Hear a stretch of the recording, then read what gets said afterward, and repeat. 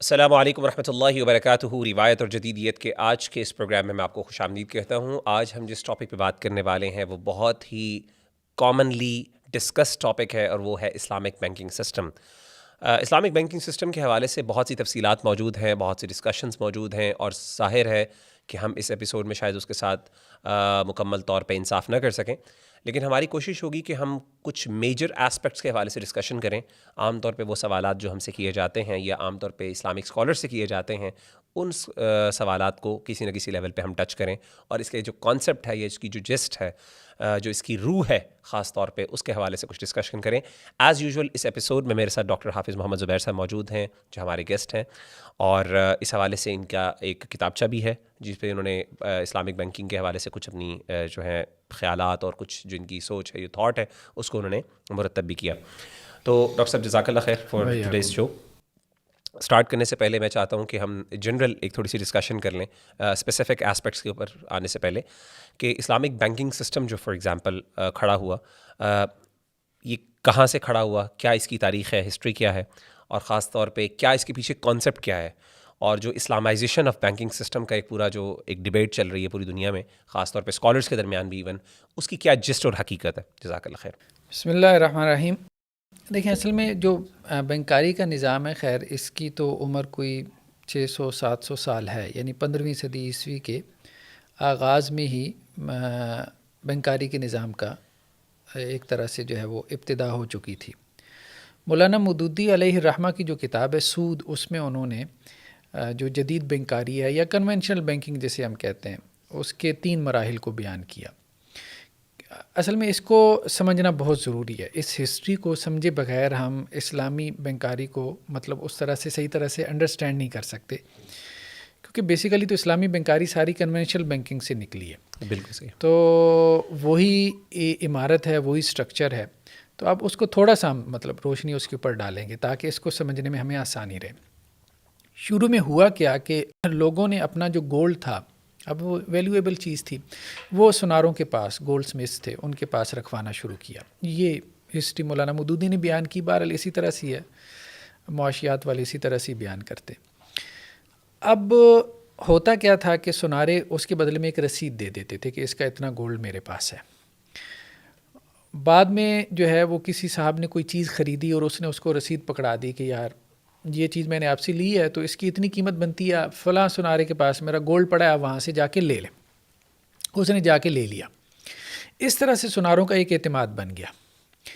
تو اب انہوں نے ایک کام کیا کہ ان کے پاس جو گولڈ پڑا ہوتا تھا، مثال کے طور پہ اس کے پاس 100 تولے سونا ہے، تو اس نے دیکھا کہ عام طور پہ جو لوگ سونے کا مطالبہ کرتے ہیں، جنہوں نے بطور امانت رکھوایا ہوا ہے، تو وہ 10 تولے سونے کا مطالبہ کرتے ہیں، 90 تولے میرے پاس پڑا ہی رہتا ہے ہر وقت۔ وہ سوناروں نے آگے وہ 90 تولے کی رسیدیں بھی جاری کرنا شروع کر دی۔ صحیح۔ تو اس طرح سے گویا کہ یہ ایک بینکنگ کے ادارے کا آغاز ہوا۔ تو شروع میں تو لوگ امانتیں آ کے ان کے پاس رکھواتے تھے، پھر دوسرے سٹیپ میں انہوں نے لوگوں سے کہا کہ جی آپ یہ اپنا گولڈ ہمارے پاس رکھوائیں، ہم آپ کو جو ہے وہ منتھلی پے کریں گے، انٹرسٹ دیں گے۔ تو لوگوں نے اسی میں آسانی سمجھی، اور اس طرح سے چل جو ہے وہ جدید بینکنگ کا یہ جو ادارہ ہے یہ وجود میں آ گیا۔ جہاں تک اسلامی بینکاری ہے تو اس کی تاریخ کوئی زیادہ پرانی نہیں ہے، مطلب آپ کہہ سکتے ہیں کہ 60 سال 70 سال، بس اس سے زیادہ اس کی تاریخ اس سے زیادہ نہیں ہے۔ تو پرانے بینکوں میں جیسے دبئی اسلامی بینک ہے، اس کے بعد سے اب ہمارے ہاں میزان بینک بھی آ گیا، اور بھی بہت سے بینک اب پاکستان میں کام کر رہے ہیں۔ تو 50+ مسلم کنٹریز ہیں جن میں آپ کو سینکڑوں کے آپ تو ہزاروں جو ہے وہ بینکس آپ کو نظر آتے ہیں۔ تو اب یہ جو سارا ایک ہے مطلب اسلامی بینکاری کے حوالے سے، اس میں بہت سارے لوگوں کی کنٹریبیوشن ہے، عالم عرب میں بھی اور ہمارے ہاں بر صغیر پاک و ہند میں بھی۔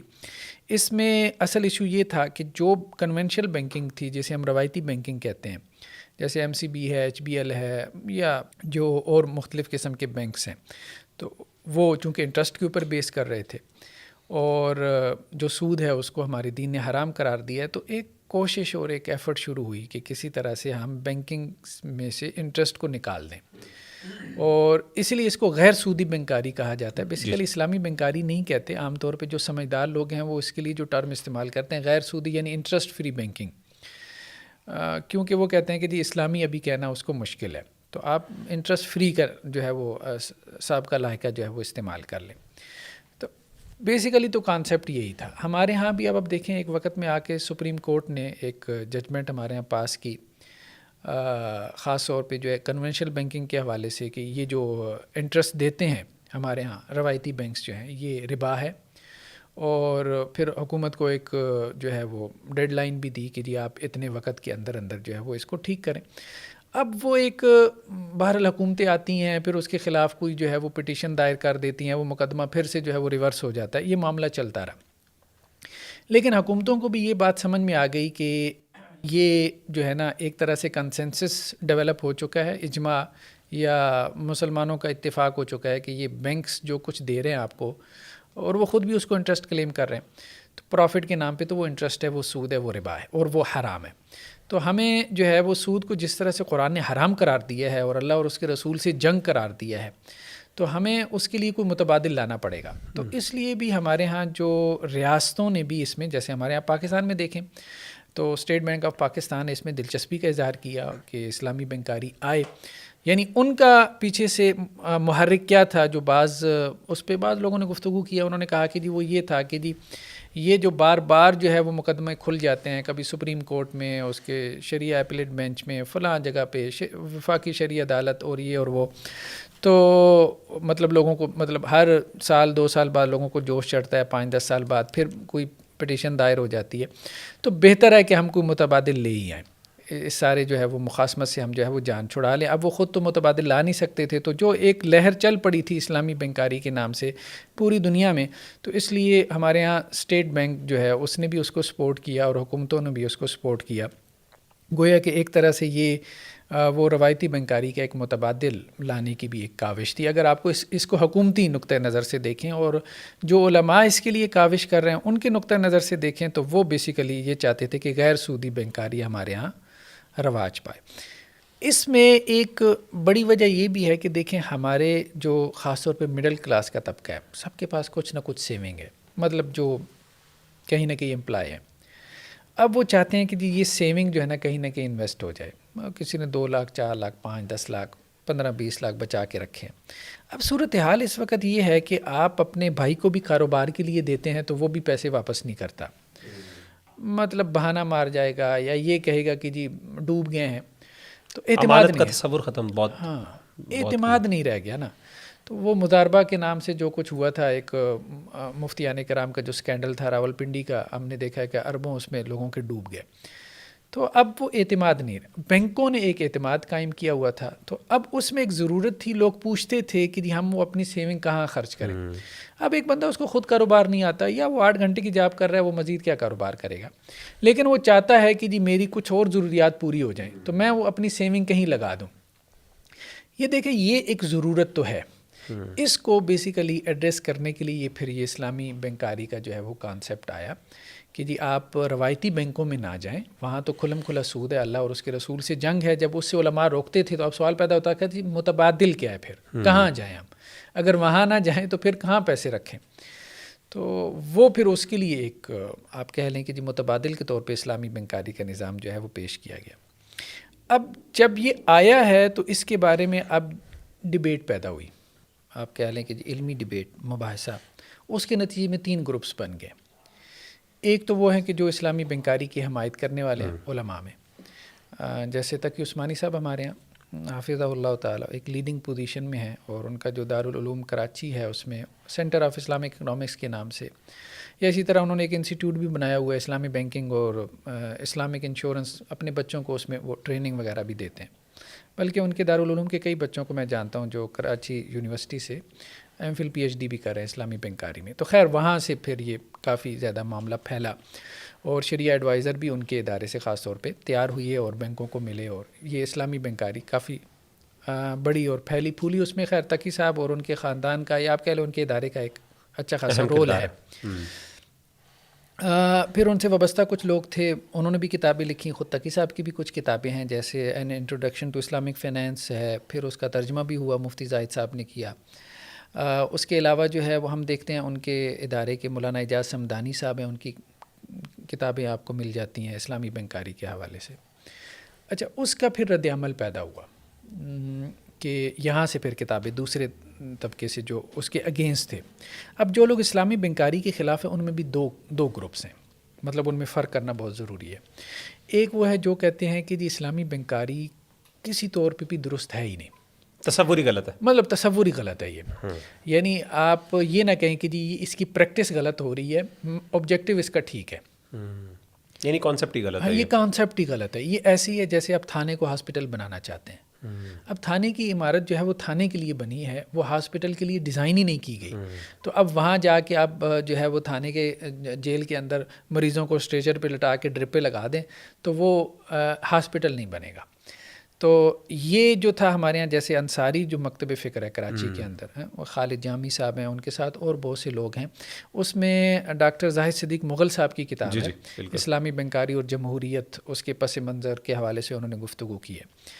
اس میں وہ اس طرف گئے ہیں کہ اور وہ بیسیکلی اس کو میکرو لیول پہ دیکھتے ہیں, یعنی کیپٹلزم کی چھتری کے نیچے یہ بیسیکلی یہ ادارہ کیا کر لے گا, کچھ بھی نہیں کرے گا.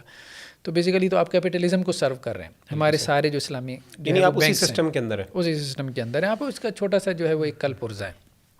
انہوں نے اس کو اس طرح سے لیا. تو درمیان میں ایک طبقہ تھا جو علماء میں پیدا ہوا, جنہوں نے مولانا تقی عثمانی صاحب اور ان کے جو ساتھی تھے ان کو رسپانس کیا. وہ ان کے عام طور پہ اعتراضات کو جب آپ دیکھیں تو وہ یہ کہتے ہیں کہ پریکٹس غلط ہو رہی. ٹھیک, مطلب انہوں نے فقی جو جزئیے تھے آپ کہہ لیں کہ جی انہوں نے کہا کہ جی یہ یعنی اسلامائزیشن کا جو پروسیس ہے ہاں وہ ٹھیک نہیں ہے, وہ ٹھیک نہیں ہے. آپ نے جس طرح سے یہ فتوے دیے ہیں یہ ٹھیک نہیں ہے, اور آپ نے فلاں جگہ سے وہ فقہ مالکی سے جو ہے وہ آپ نے فتویٰ لے لیا, تو یہ آپ نے کیسے لے لیا, وہ تو ایک مرجو رائے تھی. ٹھیک ہے, تو مطلب مرجو سے مراد یہ کہ پریفر رائے نہیں تھی. اور اسی طرح سے مختلف قسم کے اعتراضات انہوں نے کیے, فقہی قسم کے اعتراضات. تو ان اعتراضات کا خلاصہ یہی ہے کہ آبجیکٹیو تو آپ کا ٹھیک ہے کہ جو لوگوں کے پاس سیونگز ہیں, لوگ کہاں کریں, کہاں خرچ کریں, تو کوئی اعتماد کا ادارہ نہیں ہے. اچھا, بینک کو ایک کریڈٹ دینا پڑتا ہے کہ اس نے اعتماد قائم کیا. ٹھیک ہے, جو اعتماد آپ کا بھائی نہیں قائم کر سکا, جو اعتماد جو ہے وہ آپ کا قریبی دوست نہیں قائم کر سکا, وہ بینک نے قائم کر لیا. یہ ایک اس کو کریڈٹ دینا پڑتا ہے. تو اب اس اعتماد کی وجہ سے لوگ وہاں جا کے اپنی سیونگ جو ہے وہ ڈپازٹ کرواتے ہیں, تو اسی کا بینک جو ہے وہ فائدہ اٹھا. تو انہوں نے کہا کہ جی اس پریکٹس کے اوپر انہوں نے اعتراضات کیے, تو گویا انہوں نے کہا آبجیکٹیوز ٹھیک ہیں لیکن طریقہ کار غلط ہے. تو یہ ایک درمیان میں گروپ ہے. اس میں اگر آپ دیکھیں تو جامعہ بنوری ٹاؤن ہے جو خود دیوبند کے جو اسکول آف تھاٹ سے ان کا تعلق ہے, تو وہاں کافی سارے علماء کا کوئی 100 کے قریب علماء کا اجلاس ہوا تھا. اس میں مولانا سلیم اللہ خان صاحب تھے, اب تو خیر اللہ کے پاس پہنچ گیا رحمہ اللہ.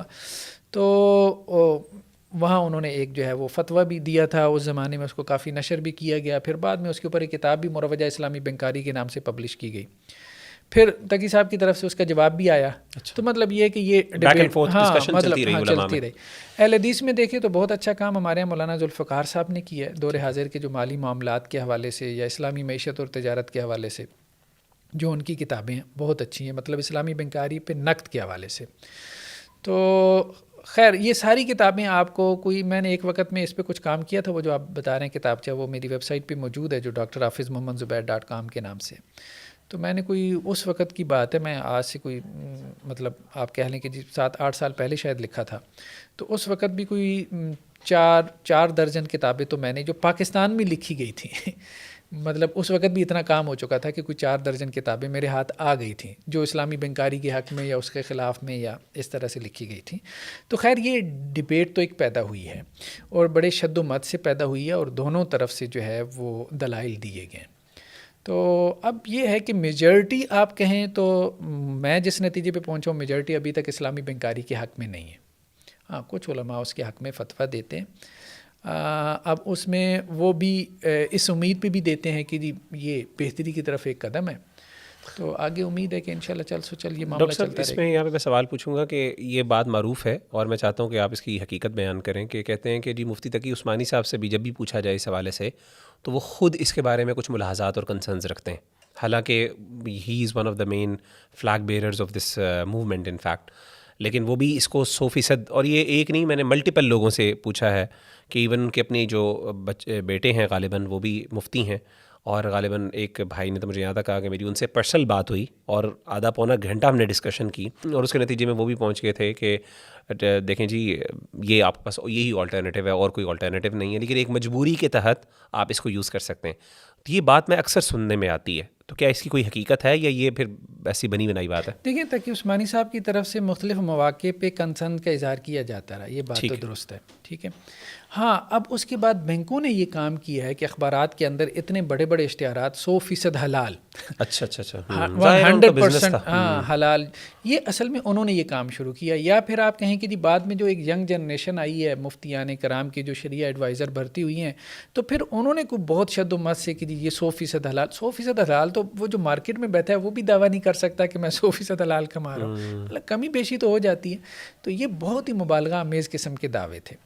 آپ یہ بات کر لیتے کہ جی یہ بہتری کی طرف ایک قدم ہے، مطلب ہم روایتی بینکاری سے لوگوں کو نکالنا چاہتے ہیں اور کسی صحیح رستے پہ ڈالنا چاہتے ہیں، اس کی طرف ہم نے ایک قدم اٹھایا اور انشاءاللہ سے ہم یہ قدم اٹھاتے رہیں گے. چلیں یہ ایک ایسا بیان تھا کہ جو ایک معتدل بیان تھا اور اس کو کنسیڈر بھی کیا جانا چاہیے تھا دوسروں کی طرف سے جو کہ اس پہ تنقید کر رہے تھے.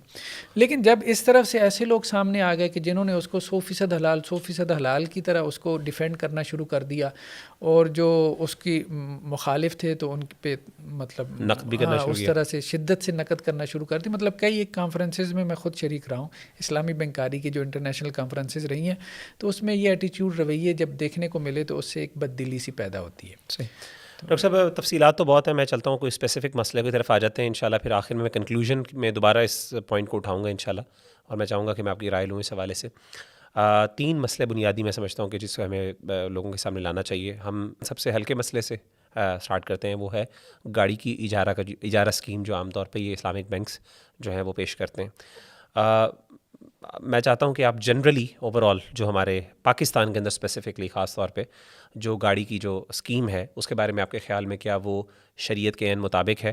اگر ہم اس کو بینکنگ سسٹم سے علیحدہ ہو کے اگر کوئی بندہ مجبوری کے تحت گاڑی لینا چاہتا ہے تو آپ کیا اس کو ریکمینڈ کریں گے؟ دیکھیں بہرحال کچھ چیزیں ہماری اب بیسک نیڈ میں آ جاتی ہیں، جیسے گھر ہے، گاڑی ہے.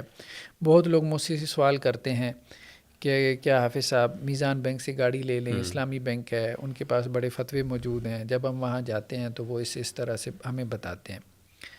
دیکھیں ہم نے کہا کہ اس میں دونوں قسم کی آراء موجود ہے. میجورٹی تو ابھی تک علماء کی یہی کہتی ہے، جو دیوبند کے ہوں یا پھر اس طرح سے اہل حدیث کے، کہ جی آپ اس کو اوائڈ کریں. ہاں کچھ علماء نے اس کے حق میں بھی فتویٰ دی ہے، وہ ظاہری بات ان کے پاس فتوے ہیں تو وہ چل رہے ہیں.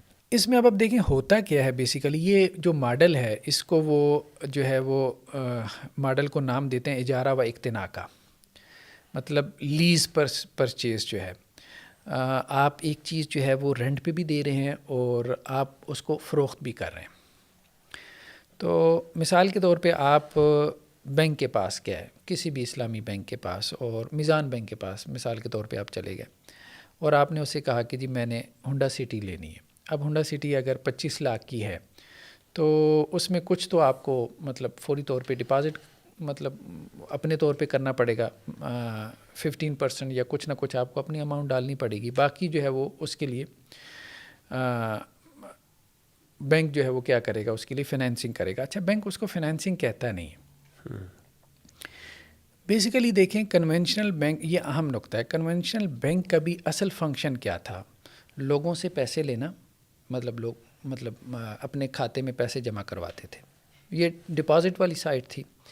اور پھر یہ تھا کہ جس کو پیسوں کی ضرورت تھی اس کو بینک جو ہے وہ جسے ہم قرضہ دیتا تھا، جسے ہم تمویل کہتے ہیں یا فائنینسنگ کہتے ہیں، اور اس پہ پھر وہ انٹرسٹ لیتا تھا. اس انٹرسٹ کی کچھ جو شرح جو ہے وہ اپنے کھاتے داروں میں تقسیم کر دیتا تھا. یہ بیسیکلی روایتی بینک کر رہا تھا.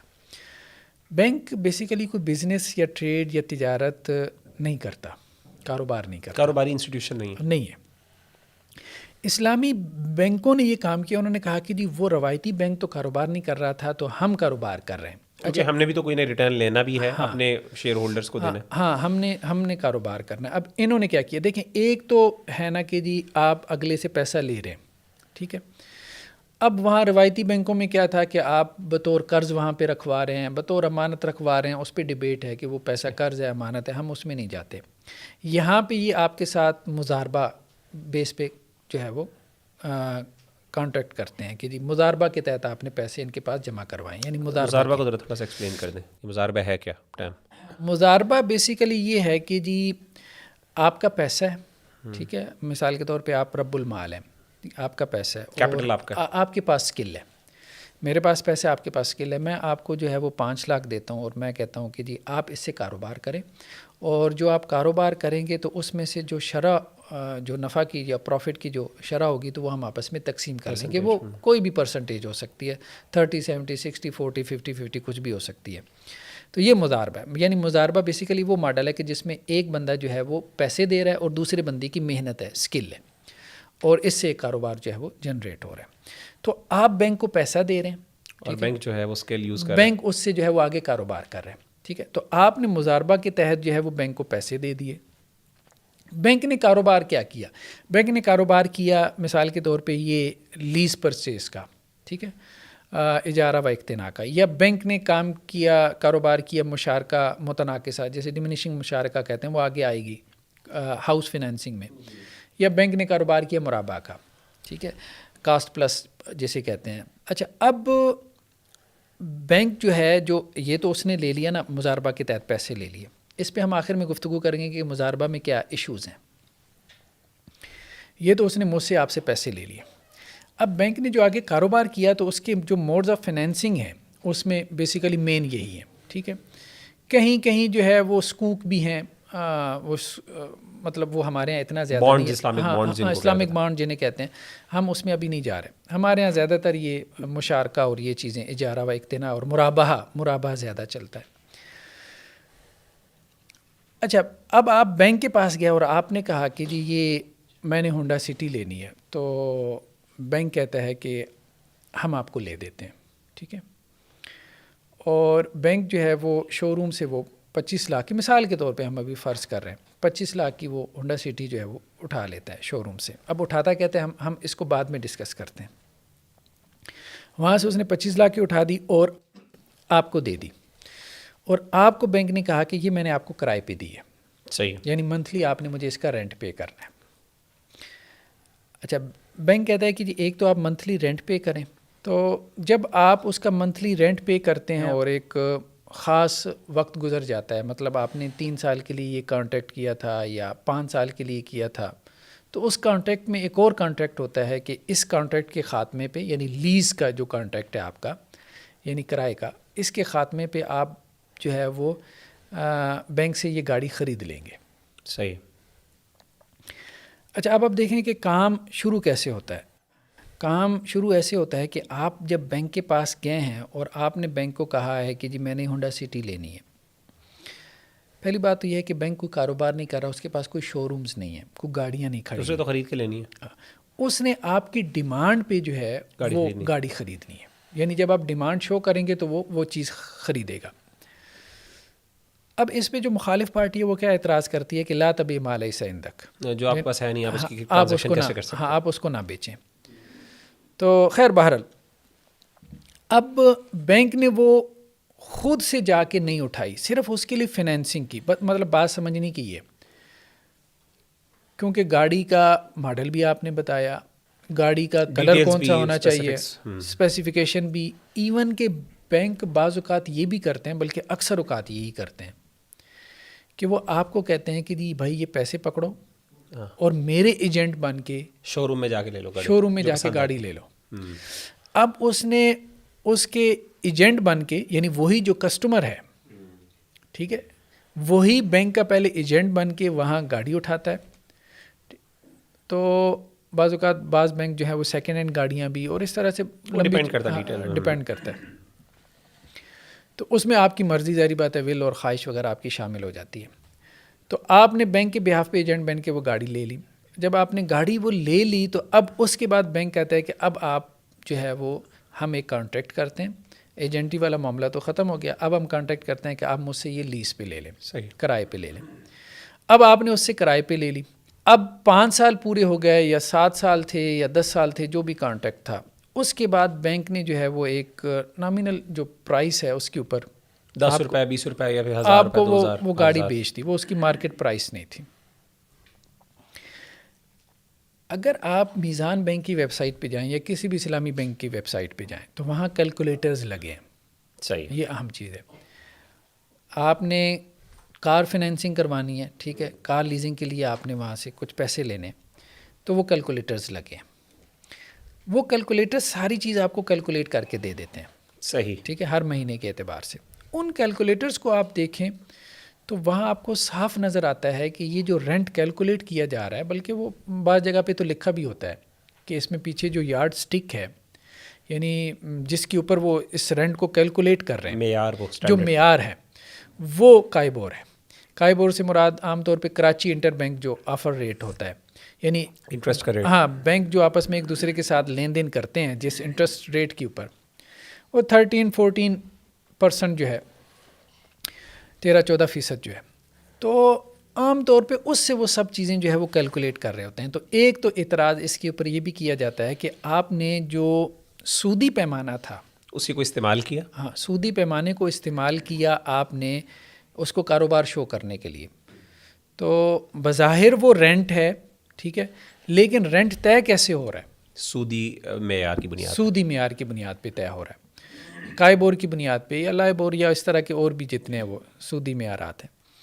تو اور اس میں یہ بھی ایک حدیث پیش کی جاتی ہے کہ اللہ کے وسلم نے کہا کہ وہ برتن, کچھ برتنوں سے اللہ کے وسلم نے منع کر دیا تھا جو شراب کے لیے استعمال ہوتے تھے, کہ ان میں جو ہے وہ کھانا پینا تم نے نہیں کرنا.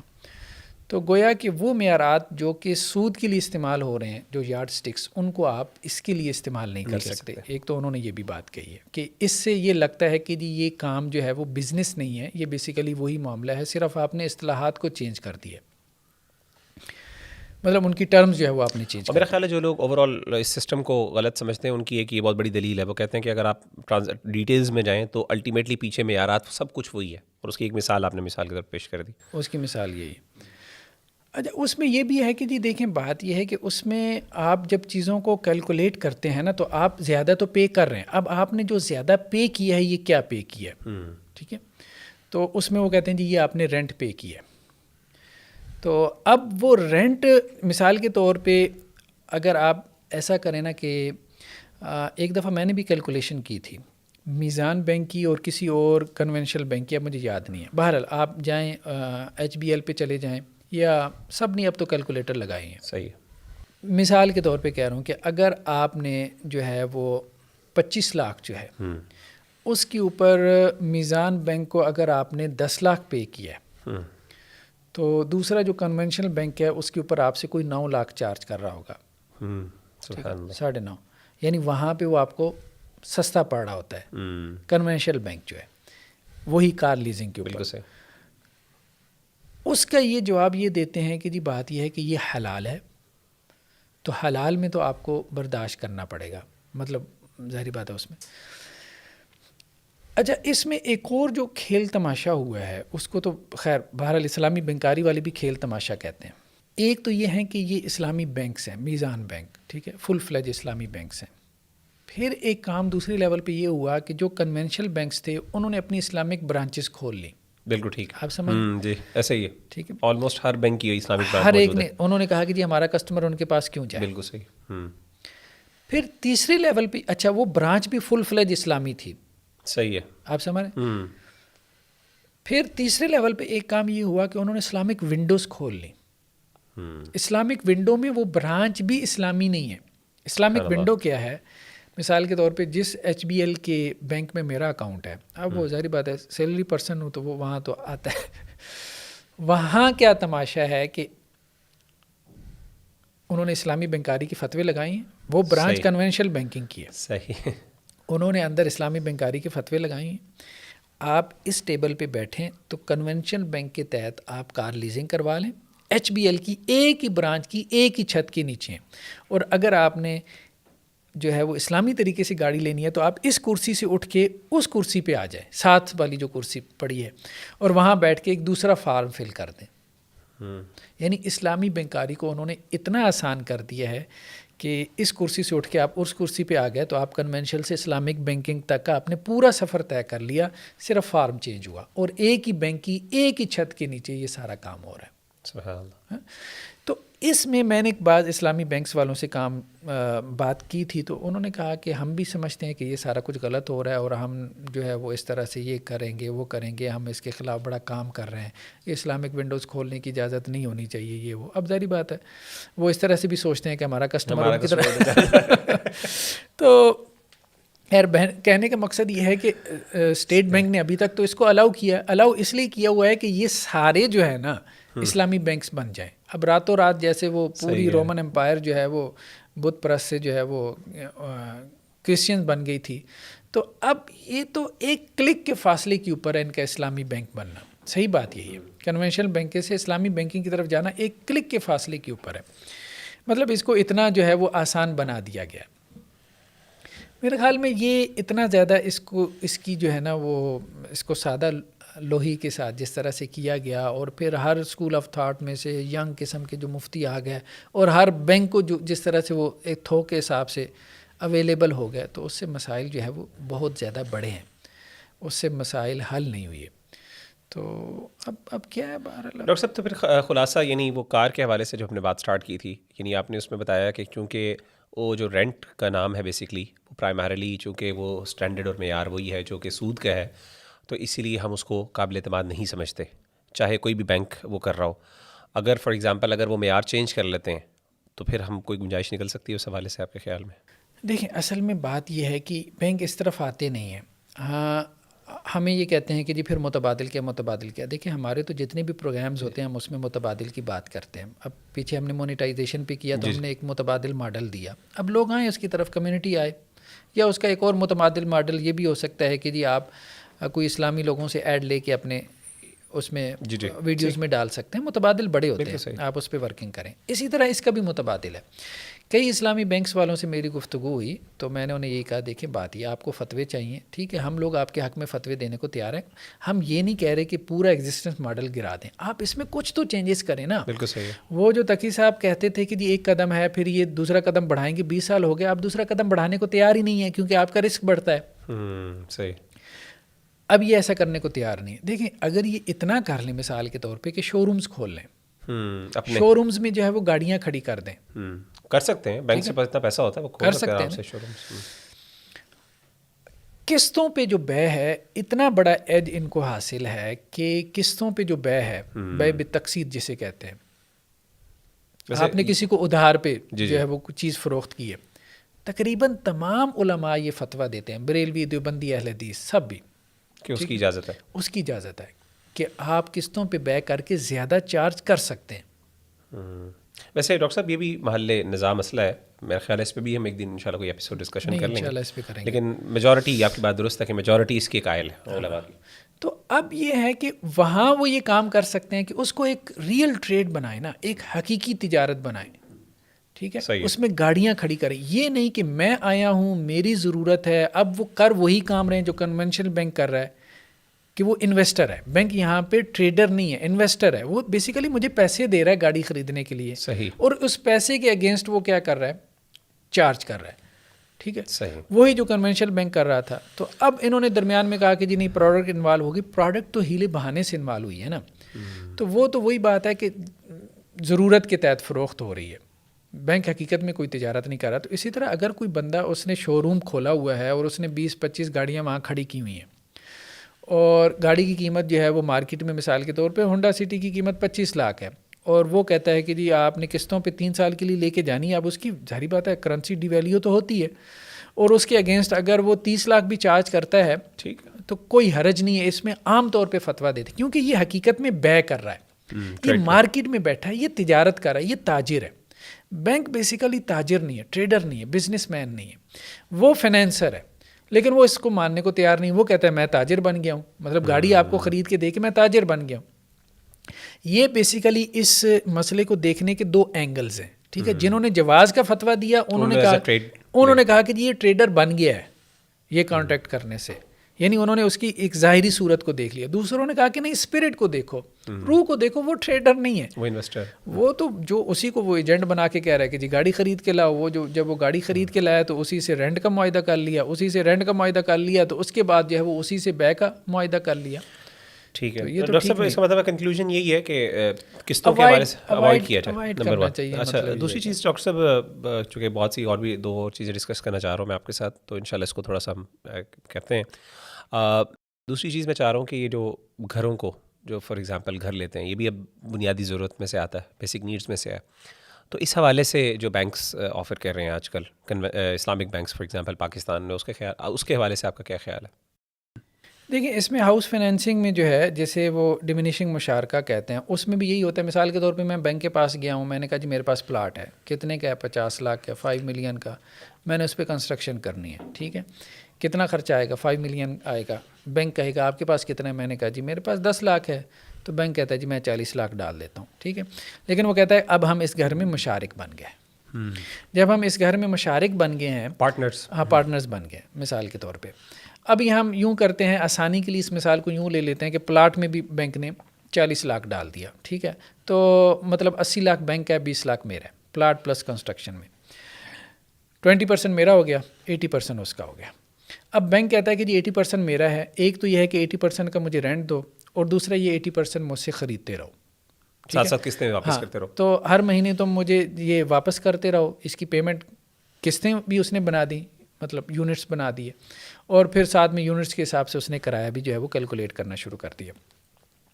تو وہ کہتا ہے جیسے جیسے تم اپنا حصہ پے کرتے جاؤ گے نا، اپنا حصہ خریدتے جاؤ گے قسطیں دے کے، اس حساب سے جو ہے وہ رینٹ کم ہوتا جائے گا. بظاہر دیکھیں تو بہت اچھا ماڈل ہے. جی بہت اچھا ماڈل ہے. لیکن پھر وہی بات ہے کہ اس میں بھی بینک جو ہے نا ٹریڈر نہیں بن رہا. میں جا رہا ہوں، ٹھیک ہے، اور میرے کہنے پہ اس نے جو ہے وہ فائنینسنگ کی ہے. یعنی وہ مکان، اس کے لیے پلاٹ میں نے دیکھا، ٹھیک ہے، اس کی ریسرچ میں نے کی، وہاں مکان بنوانا میرا کنسرن نہ تھا، اس کا کوئی کنسرن ہے ہی نہیں. وہ تو صرف پیسے دے رہا ہے، وہ صرف پیسے دے. وہ مکان کیسا بنتا ہے کیسا نہیں بنتا، ٹھیک ہے، اس کا تھوڑا بہت کنسرن ہوگا، مطلب پیسہ ڈوب نہ جائے، وہ انشورنس کو انوالو کر لے گا. ٹھیک ہے، اس کا اس حد تک کنسرن ہوتا ہے کہ اس کا پیسہ جو ہے وہ محفوظ رہے. مکان کے حوالے سے اس کا کوئی کنسرن نہیں ہوتا. تو اب اس میں جو ہے وہ 6 مہینے میں ہی کھپتا رہا، مزدوروں کو، ٹھیکیداروں، حالانکہ 80% اس کا تھا. ٹھیک ہے، سارا کچھ میں کرتا رہا، حالانکہ وہ مالک بنا بیٹھا اور ان سے رینٹ بھی لے رہا ہے، لیکن سارا کام میں کر رہا ہوں. تو کہنے کا مقصد یہ ہے کہ اس میں بھی اب آپ آگے چل کے دیکھیں نا، آج ہی میں نے کیلکولیٹر نکالا اس سے میزان بینک پہ نا، اس میں ہاؤس فائنینسنگ کے حوالے سے اگر آپ نے 50 لاکھ کا مثال کے طور پہ قرضہ لیا، 50 لاکھ کا، تو آپ کو جو ریٹرن کرنا پڑتا ہے وہ اس کے اوپر 19,20,000 مزید. ٹھیک ہے، مطلب آپ یوں کہہ لیں کہ جی 19 لاکھ یا 20 لاکھ آپ کو مزید 50 لاکھ پہ ریٹرن کرنا پڑتا ہے. آپ نے 50 لاکھ کا قرضہ لیا تو آپ کو 70 لاکھ واپس کرنا پڑے گا 5 سالوں میں. صحیح.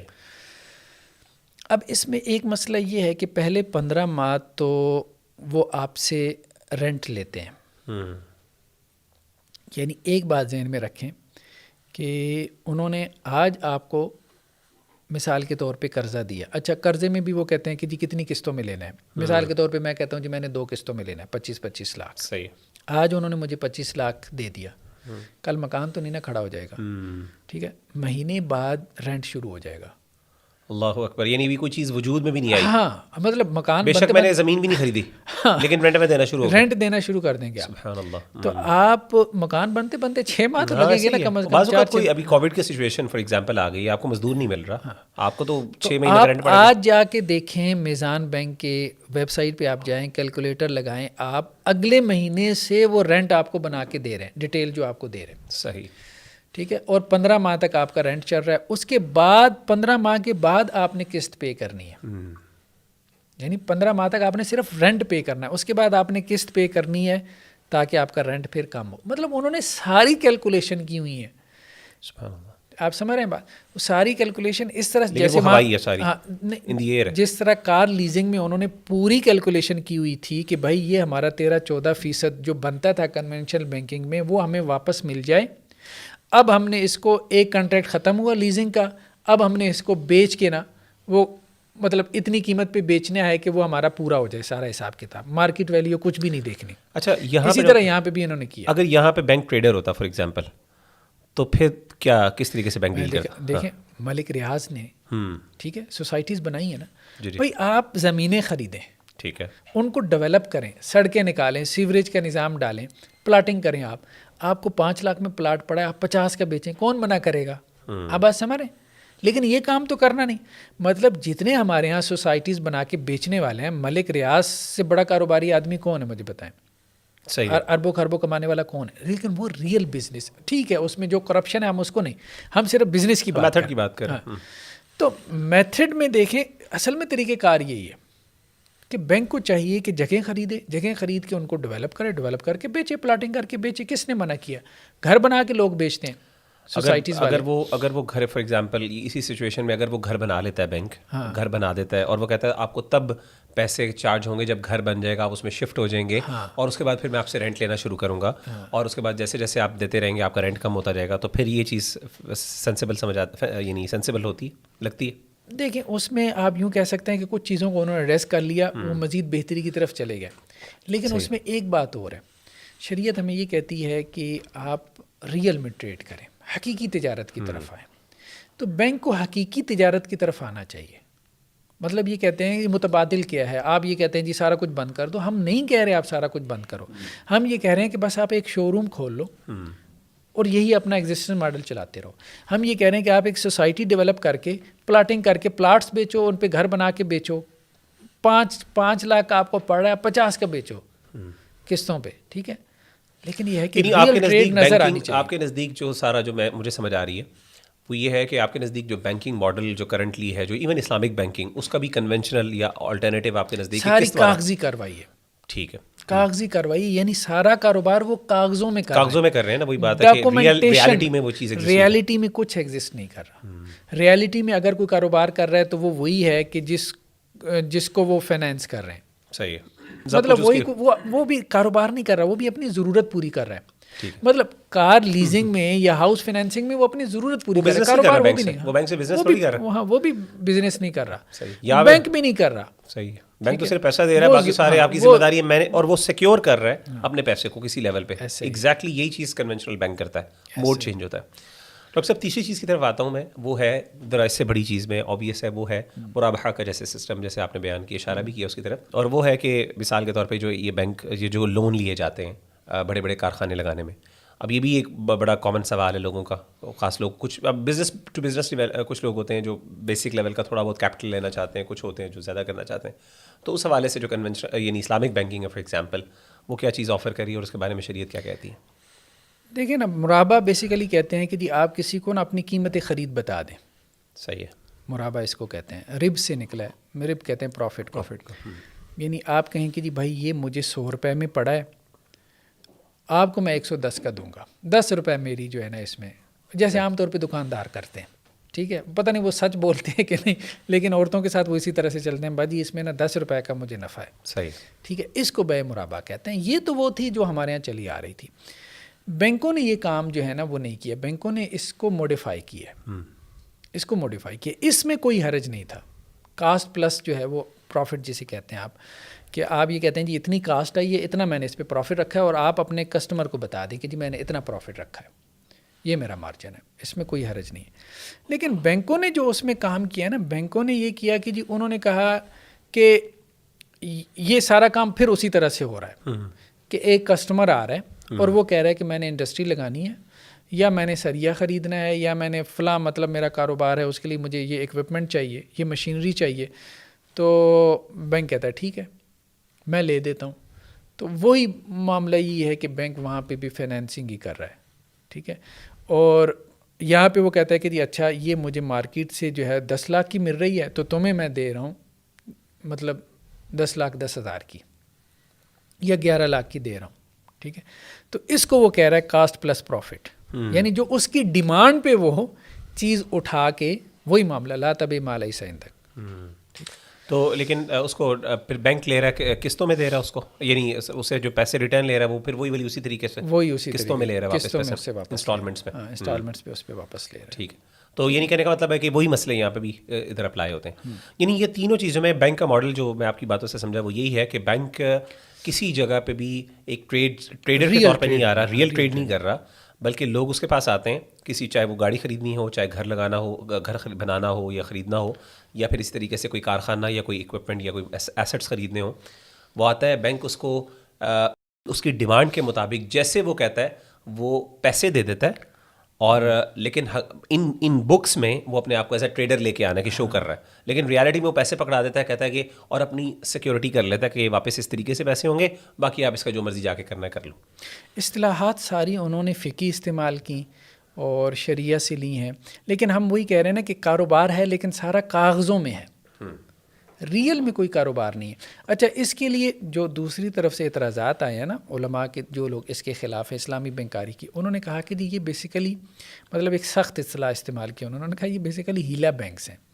ہیلا کا مطلب ہے اللیگل ٹرکس, یعنی اللیگل ٹرکس یہ ہے کہ مطلب آپ ایک ایسا ٹرک کھیل رہے ہیں نا کہ جس سے ظاہری جو فارم ہے نا اس کے اوپر کوئی کویسچن مارک نہ کھڑا ہو, لیکن اس کی جو اسپرٹ جو شریعہ کی ہے نا وہ اس طرح سے مسخ ہو رہی ہے کہ آپ اندر سے چیخ پڑتے ہیں کہ یار یہ کر کیا رہا ہے. اس کی مثال آپ یوں سمجھیں کہ جیسے ایک خاتون کے پاس 500 تولے زیور ہے, صحیح ہے, ٹھیک ہے, سال کے بعد اس کے اوپر زکوٰۃ فرض ہے, ظاہری بات 500 تولے اچھی خاصی جو ہے, لیکن یہ ہے کہ اب شادی کے موقع پہ اس کو 500 تولے زیور ملا, ٹھیک ہے, اس کے والدین نے دیا یا ادھر ادھر سے مل گیا.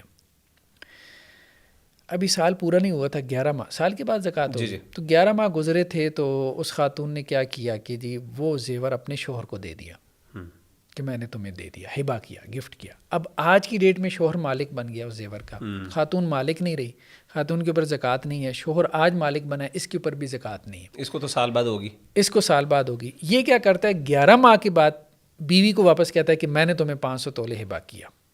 اللہ اکبر. اسے کہتے ہیں ہیلا. اب ظاہری جو فارم ہے اس پہ آپ یہی کہیں گے کہ جی زکوٰۃ لاگو نہیں ہے, لیگل ریکوائرمنٹ آپ نے پوری کر لی, لیگل ریکوائرمنٹ پوری کر دی, لیکن اسپرٹ آپ کا اندر چیخ کے کہہ رہا ہے کہ نہیں یہ غلط ہو رہا ہے. یہ دیکھیں نا, جیسے ہم دیکھتے ہیں کہ اللہ تعالیٰ نے سورہ اعراف میں مثال بیان کی ہے یوم سبت والوں کی, ہفتے والوں کی.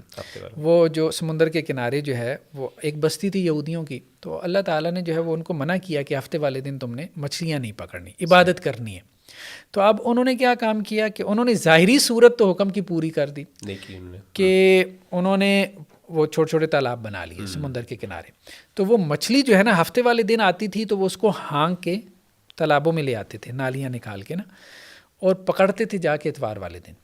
اس مچھلی کا واپسی کا راستہ بند کر دیتے تھے کہ وہ واپس سمندر میں نہ جا سکے, تالابوں میں گھیر کے لے آتے تھے اور کہتے تھے پکڑی تو ہم نے اتوار والے دن ہے نا. حالانکہ شریعت کا مقصد یہ تھا کہ ہفتہ عبادت کے دن میں گزارتے, ہفتہ اسی کام میں لگا دیتے تھے. تو ایک ہے شریعت کے جو آبجیکٹیوز ہیں, تو جن لوگوں نے تنقید کی, کرٹیسائز کیا, انہوں نے یہ بھی کہا کہ آپ بعض اوقات تو ٹھیک ہے کہ آپ نے جو اسٹرکچر جو ایک ماڈل بنا دیا اس پہ شاید انگلی رکھنے کی گنجائش نہیں ہوگی, لیکن جو آبجیکٹیوز ہیں شریعت کے وہ بری طرح سے پامال ہو رہے ہوتے ہیں. یعنی in other words Islamic banking وہ اسپرٹ جو ہے جو اصل اللہ تعالیٰ کی, یہ پھر وہ مقاصد ہیں جن کے لیے اللہ تعالیٰ نے ایک ٹریڈ کو ہمیں فروغ دینے کے لیے حکم بھی دیا, اور ہمیں انسان کے مال کی بھی حفاظت ہو, اور وہ جو مسائل پیدا ہوتے ہیں بینکنگ سسٹم سے یا پھر انٹرسٹ سے, وہ سارے پھر اس کا مطلب ہے پھر وہ یہاں پہ بھی ایسے ہی آ جاتے ہیں کیونکہ اس کی اسپرٹ موجود نہیں ہے, مقصد موجود نہیں ہے, آبجیکٹو نہیں. دیکھیں دوسری طرف سے بھی ایک ڈیبیٹ, اس کو رسپانس بھی کیا گیا. انہوں نے کہا جی یہ ہیلے تو نا خود شریعت نے آپ کو سکھائے ہیں. مثال کے طور پہ جیسے اللہ کے رسول وسلم کے پاس ایک بوڑھا شخص لایا گیا اور اس سے کوئی زنا کا مرتکب ہو گیا تھا. صحابہ نے کہا اللہ کے رسول اس پہ حد جاری ہوئی تو یہ تو مر جائے گا. تو اللہ کے رسول نے کہا کہ ایک شاخ لے لو جس میں آگے 100 شاخیں ہوں, تو اس کو ایک مرتبہ لگا دو, مطلب اللہ کا حکم پورا ہو جائے, ٹھیک ہے. تو وہ کہتے ہیں اللہ کے وسلم نے خود یہاں پہ ہیلا سکھایا. پھر قرآن نے ہیلا سکھایا حضرت ایوب علیہ السلام کو, وخذ بیدک ضغثا فاضرب به ولا تحنث, کہ اپنی اہلیہ کو انہوں نے غصے میں آ کے کہا تھا کہ میں جب صحت مند ہوں گا تو آپ کو جو ہے وہ اتنے کوڑے ماروں گا. تو کہا کہ ایک جھاڑو لے کے آپ ان کو لگا دیں تاکہ آپ کی قسم بھی پوری ہو جائے. اسی طرح حضرت بلال رضی اللہ عنہ کو اللہ کے وسلم نے کہا کہ جی ردی کھجور اس کا تبادلہ جو ہے وہ جو اچھی کھجور کے ساتھ کرنا تو برابر برابر کرنا ہے, یہ نہیں کہ ردی کھجور زیادہ دے کے اچھی کھجور تھوڑی لے لو. ہاں اگر تم نے کرنا ہی ہے تو اس کو بیچ کے پھر اس کو خرید لو. تو اللہ کے رسول نے گویا کہ ہیلا سکھایا. تو یہ ادھر سے رسپانس کیا جاتا ہے. لیکن اس میں امام ابن قیم نے اور امام شاطبی نے بڑی اچھی بات کی ہے ہیل کے اوپر. امام ابن قیم نے کہا کہ دیکھیں بات یہ ہے کہ ہیلے اصل میں 2 قسم کے, ایک وہ ہے جس سے حلال حرام ہو جائے, حرام حلال ہو جائے, صحیح, ٹھیک ہے, یا جس سے ظلم کا رستہ پیدا ہو, ٹھیک ہے, یا جس سے شریعت کے مقاصد فوت ہو جائیں, مسالے فوت ہو جائیں. تو یہ تو کسی کے نزدیک بھی جائز نہیں ہے. صحیح. جیسے ابھی ہم نے زکوٰۃ کا مسئلہ لیا کہ ایک فرض ساقط ہو گیا نا, زکوٰۃ آپ کے اوپر فرض تھی وہ ساقط ہو گئی, یا پھر شریعت کا مقصد جس سے پورا نہ ہو. مثال کے طور پہ اس کی مثال آپ کو دیتا ہوں, اور یہ ریئل میں مسئلہ ہوا کہ ایک صاحب ان کے پاس کچھ پیسے تھے, مثال کے طور پہ ہم کہتے ہیں جی ان کی زکوٰۃ بنی 50,000, جی, لیکن ان کا دل نہیں تھا کہ وہ زکوٰۃ نکالیں. کچھ ہینڈ ٹو ماؤتھ بھی تھے, کوئی مطلب اس طرح سے تھا کہ سیونگ تو پڑی ہوئی تھی, اسی سیونگ میں سے خرچ ہو رہا تھا, کوئی سورس آف انکم نہیں تھا, جاب چلی گئی تھی. تو انہوں نے مفتی صاحب سے مشورہ کیا کہ مفتی صاحب یہ معاملہ ہے کہ اب میری 50,000 زکوٰۃ بن رہی ہے، وہ پیسہ جو پڑا ہوا ہے سیونگ ہے وہی خرچ ہو رہا ہے، تو اب لیکن وہ زکوٰۃ تو بنتی ہے، ظاہر بات ہے وہ لاکھوں میں ہے، 10 لاکھ یا اس سے زیادہ ہے۔ تو اب مفتی صاحب نے کہا کہ آپ ایسا کریں کہ یہ جو آپ کی 50,000 یا جتنی بھی زکوٰۃ آپ کی بنتی ہے، آپ ایسا کریں کہ یہ کسی مستحق کو دے دیں۔ اب جب آپ نے مستحق کو دے دی تو وہ اس کا مالک بن گیا۔ اب وہ واپس آپ کو اگر گفٹ کر دے، ہبہ کر دے، 1-2 ہزار رکھ کے 48,000 آپ کو واپس کر دیں 49,000، تو کوئی حرج نہیں ہے، کیونکہ اس کا مالک ہے، جو چاہے مرضی کر سکتا ہے۔ انہوں نے مجھ سے مسئلہ پوچھا، میں نے کہا نہیں، یہ جائز نہیں ہے۔ کیوں جائز نہیں؟ اس لیے کہ شریعت نے زکوٰۃ کا مقصد یہ بتایا کہ عمراء سے لی جائے اور غرباء پہ تقسیم کی جائے۔ اب تو غریب کو پہنچے کہ نہیں، واپس تمہارے پاس آ جائے گی، جس کو تم دے رہے ہو وہ تم سے تو غریب ہے، مقصد فوت ہو گیا، مقصد آبجیکٹو فوت ہو گیا۔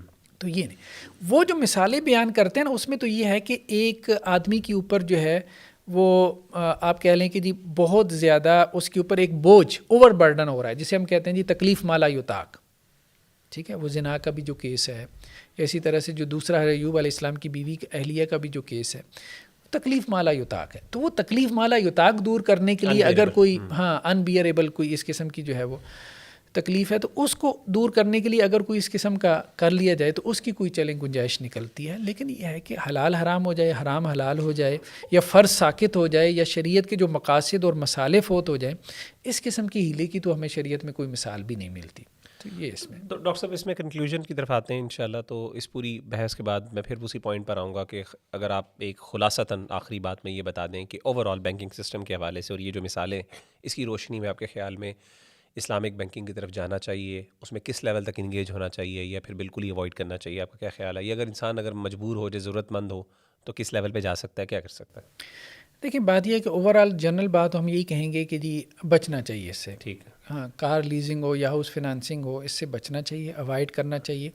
باقی یہ بات درست ہے کہ یہ وقت کی ایک اہم ضرورت ہے، ٹھیک ہے، ان اسلامی بینکوں کو آگے بڑھنا چاہیے اور ریئل ٹریڈ کی طرف آنا چاہیے، ان کو ہمیں موٹیویٹ کرنا چاہیے، یا پھر کچھ اور لوگ ہوں، اللہ تعالیٰ ان کو اس بات کی توفیق دے۔ ہمارے یہاں بڑی بڑی تحریکیں ہیں، جماعتیں ہیں جو اس طرف توجہ دیں اور ایسے بینک آئیں جو واقعتاً میں، اب دیکھیں نا، بینک کا بیسیکلی کام یہ نہیں ہے۔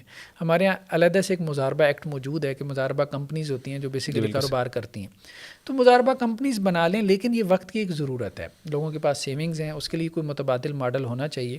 جب تک متبادل ماڈل نہیں ہے اس وقت تک یہ جو ایگزسٹنس ماڈل ہے بینک کا، اس میں کم از کم بینک اتنا تو کرے نا، شو روم کھول لے یا پراپرٹی خرید کے کوئی سوسائٹیز ڈیولپ کرے اور پھر بیچے اور اس کے اگینسٹ منافع کمائے، تو میرے خیال میں وہ ٹھیک ہے، اس حد تک حرج نہیں ہے۔ لیکن ابھی جہاں پہ وہ رکی ہوئی ہیں نا، اس سے ہمیں اوائڈ کرنا چاہیے۔ لیکن اگر کوئی بہت مجبور ہے، جیسے اب آپ کہتے ہیں کہ جی وہ کنونشنل بینکنگ کی طرف جا رہا ہے، تو اسے آپ کہیں گے کنونشنل بینکنگ سے یہ کم از کم بہتر ہے، کم از کم انہوں نے ایک قدم تو اٹھایا ہے نا، دونوں کو ہمیں برابر بھی نہیں کر دینا چاہیے۔ آپ یوں کہہ سکتے ہیں کہ انہوں نے کم از کم ایک قدم اٹھایا، لیکن ایک قدم اٹھا کے یہ رک گئے، صحیح، اب آگے نہیں بڑھ رہے، دوسرا قدم نہیں اٹھا رہے، یہ ان کا اصل میں مسئلہ ہے۔ جزاک اللہ خیر۔ یہاں پہ ہم اپنی بات کو کنکلیوڈ کرتے ہیں۔ الحمدللہ ڈسکشن آپ کے سامنے ہوئی، اور انشاءاللہ اس حوالے سے مزید ہم اس کے مختلف ایسپیکٹس یا پھر اس طریقے سے دیگر ایشوز کو ہم انشاءاللہ اس اپنے سلسلہ اور پروگرام کے اندر لاتے رہیں گے۔